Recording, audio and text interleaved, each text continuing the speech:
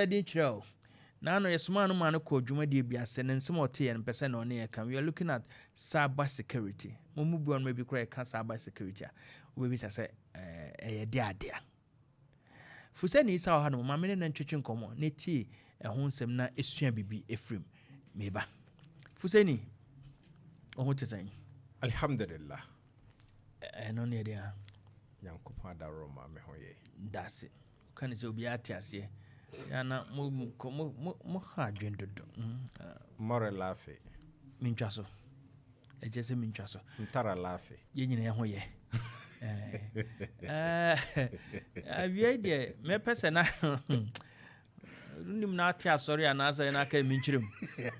Mu bedwane. Ayi nano e ma okodwuma de bi ase with cyber security. Na ya na me pese me nko metie. Me pese yetiefo nyina enya ho mfaso. Ye ka cyber security ho nsensem no te sen na e na ato ya be pese woni nyina beche. Okay. Commander Medase na say ote cyber security a dedikai about rimu ye efidentin time no so ahobambo internet no so e normal ekoso da ne da a enye den emmoa na sede ye nyina ye nim se onam kromu a obi timi twese kan be si wo so no agye wo ho normal onam obi timi tu botom no aye den wafa wade a sebio esombo emawo ohwe the digital market na sebe normal ensem fata ekoso da eden ewo ho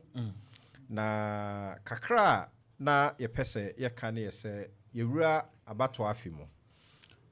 acha ne se busumi mienu eda ye ntem ye animu yi de ye bekọ akoto aba na afibia no se ye kwa akoto aba obetete nsem a entanye nokre anase ne nokre den ese na wa ma wani anna ho a wobekwa akodi sa nsem we yechi atu anamu bi a emmoa esa ede Ghana asumdue na yenya no etoto nase ne sa hunti no eye yen sentrofo yasodie kese ne se yebema ye natiefo anase oman na ye wo mu a ye som wo mu no ahu enoma ekoso a emmoa se opese ote information a emuda ho ye nokra medical culture city Opemsuo radio anya hwe kra no Opemsuo radio ye free kotokofie eye manhia ebeye dene be nwanwa se Opemsuo FM ye beka asem a enimu Commander Mpacho watimase Ethiopia ebeye dene be nwanwa se Opemsuo radio ye beka asem a enimu anase ye di bibi beto ye internet ne so a enye nokre na dodo na akoye se ye wo media houses bi a akoye pro political stations omu no omayi omu ho se de kasama amanyokuo wei anase kasama amanyokuo wei entere party bite unity bi a na efro mu propagandist nto beti say o propaganda secretary propaganda na na yete no eno na disinformation omudwuma omudie ni se asem a enni ho omu abetena se no mu ahyehya asem no kontompo eno no krese sa pepepe no mu abeto ato mframa mu no mu de ani edene aka asem no e defend asem no ama asem na be no kre me ma wo mfato ho bi yese Ghana mampeni na adodanko Akufo-Addo otena play mu no odware gu Ghana for so Opemsuo otene hefa commander aka se enekrensuo tokra wonkoso bi na nadu nsuo na odware ni bi befra so asem we hefa ena esie ba benya obi obekama na to obi nso tirim duduo na agye edi duduo na agye edi enti ekoko basa emanipa na ogidi ye no ode otai bi ema nipa na ye ka asem ne ye den efa no ho no ai ena no na medibito edwa mfato ho se mentwa no na no ya democracy hub for ye omutusi abonten so abi mu ye sabia ne mo ho tia o man na echi o mo no obehwe no obi ye na nanado obi a wo media aba so na wo protest ni ade ene obi ye protest a wache no ene ade obi be kan we amana to obi tun se nanado na me achecho because ono na commander in chief of the armed forces na police nso ono deputy police omo chairman no ba omia nti base abeka se omo aba emra no enhia nanado se nanado ne beka che police for se be obi di aniamo ho se manase obi ye bibia che oman nti no o se omo che no mfa ne mfa emra kwan so police for che no na ye court nsensem se nipa ne onya bill se wanya bill emfa nanado dan kwan ho emfa ba omia ho nti ibohwe no na obi ka se nanado aban ene omo chichi omanfo gum ne enu bi ne no o inform ba misinformation yes. Sa pepe or mislead you ebra nanado oye demonstration no of amra kwan so de ne se oye bia emra no ma ne kwan ma ne ye no ofa so and the fact say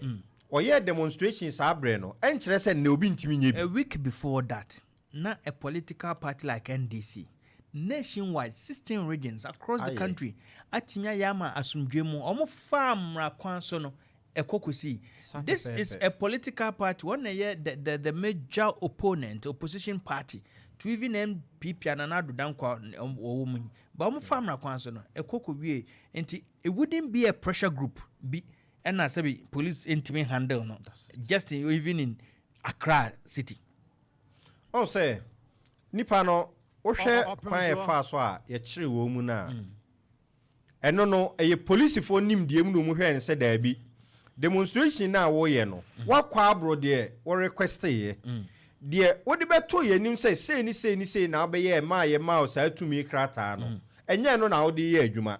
enti ekoba sa de a ye beto ye nsa afrew ye to ye nsa afrew no ne se ye bechew no ne yakwa akobi se bisa wo se we na wo de beto ye nim se ni na opese wo ye wo demonstration ne fa no adan no afiri no no ho ekoye bibi foforo enti wanya nkyiremu papa bi eto asumu a na mra no ne wa yeden edi enti some information we ba beto ho no mo a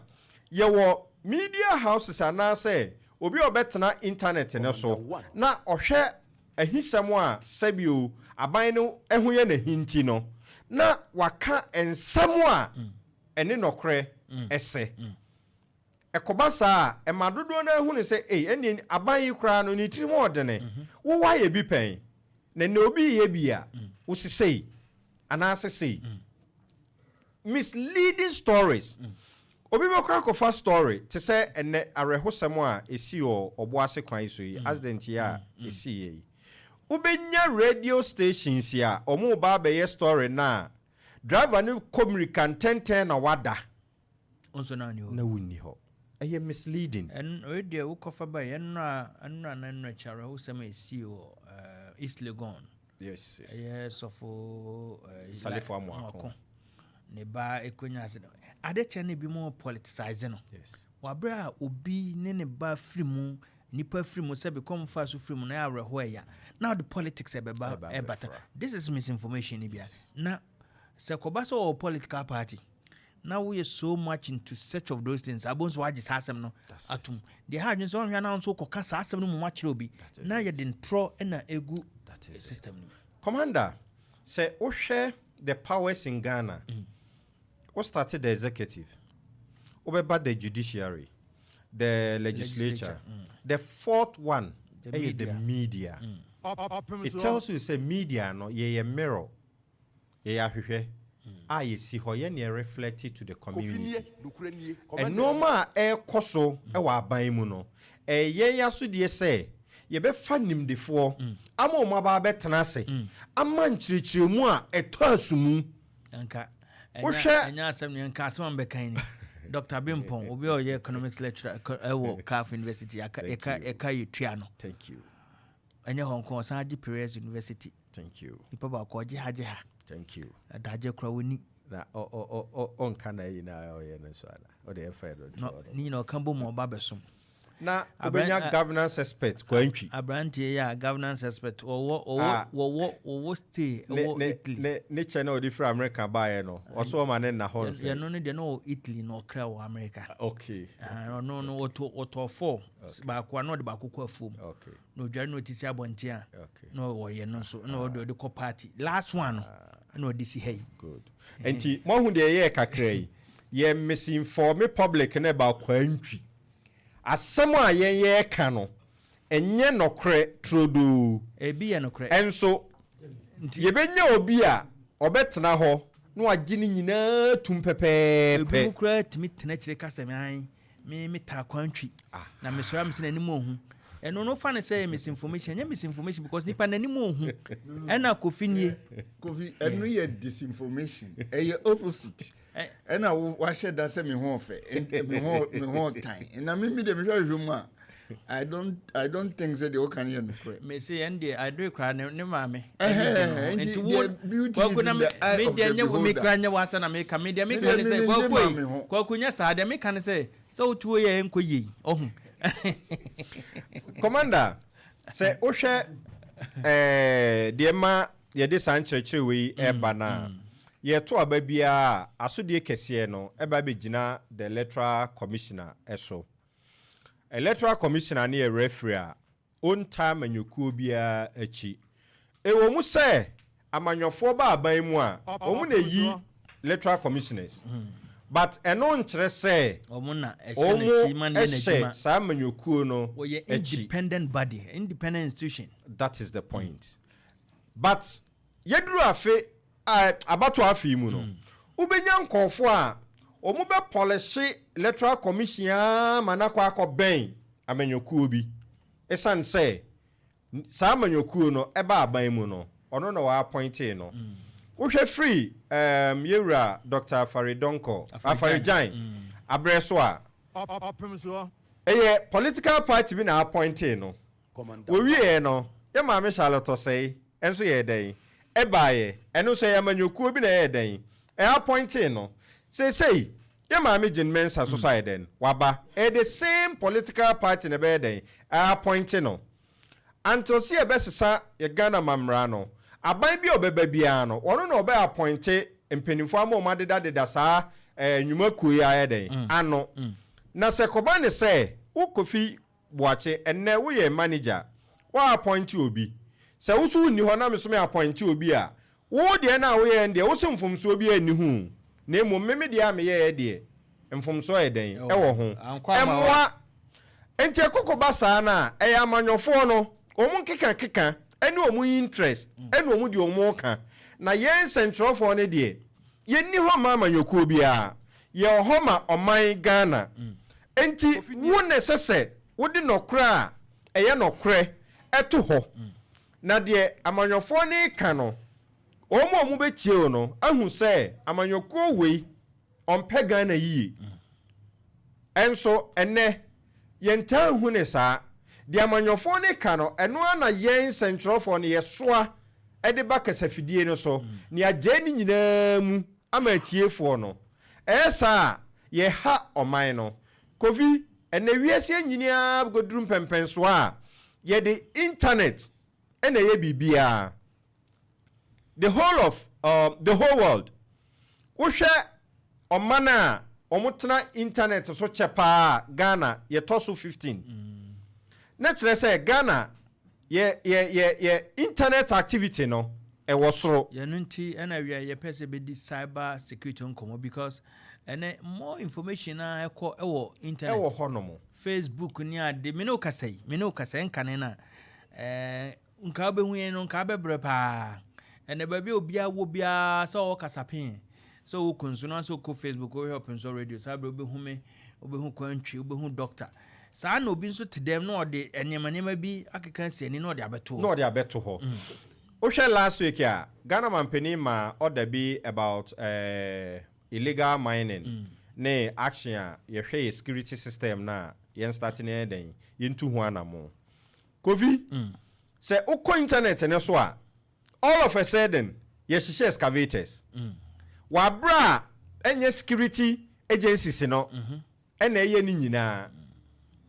ebi won okra dadada asem de nkofo dodo ne ye ne ye say ye na ye adwuma no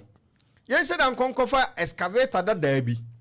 na ye mamono no ndwi ho no mo na nye fresh ne mfa dada ne nsi ho ne ntwa jantum ne ye video ne de abeto internet no so ne se agina ho akasa say yenye illegal miners ye small scale mining ye registered company and so aban suma na srafo so mumra mepamo illegal miners no de from Alovia for no mo hwe de aban call for no aba abeye ekobasa media no o ma no beye de won semu mu aban be ka say ne oba withdraw security no na enhyeya na ka aban ene ne security na ye ama yetimi fight against galamsey no anye successful because of misinformation and disinformation yen media no yede bre ewiase afana nyina bia wa wutie bia we are talking about cyber security we na ye ka wo say ebre mu ekopem time beto aba ne say beto aba na wie no likely say sanema we obehu bebre or phone so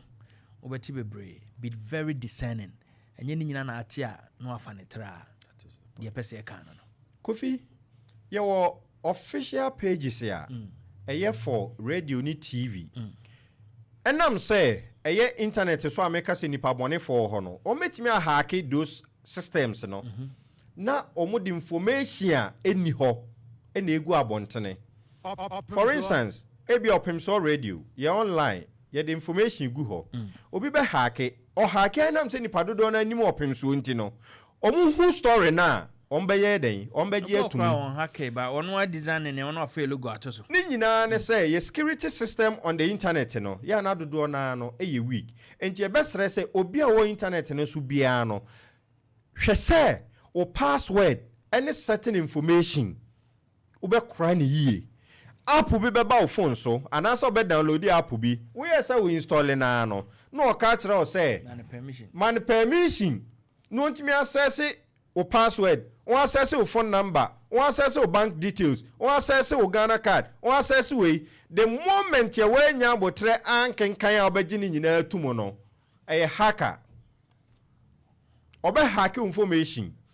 Kofi your group of ayi o ho WhatsApp password or WhatsApp groups ya hackers ni bo remu a omunya botre ya ye wo hayi your one platform so doctor information bi hacker no obetedin no ohwel